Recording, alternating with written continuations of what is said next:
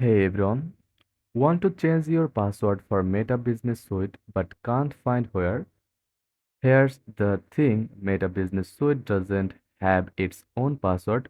Instead, it uses your Facebook or Instagram account password.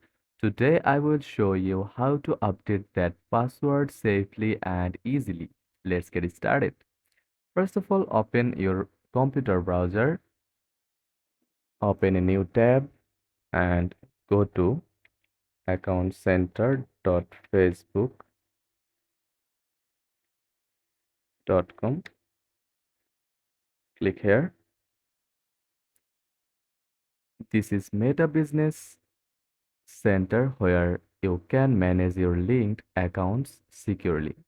If you are not logged in already, sign in with your Facebook account that's linked to your Meta Business Suite. This step is crucial for security. Now, look for password and security from the left sidebar. Click on it to access your password settings. Then click change password. Then choose your Facebook or Instagram account that you use to access Meta Business Suite. This is the password you will be updating. Enter your current password, then type your new password and confirm it. Make sure your new password is strong and unique.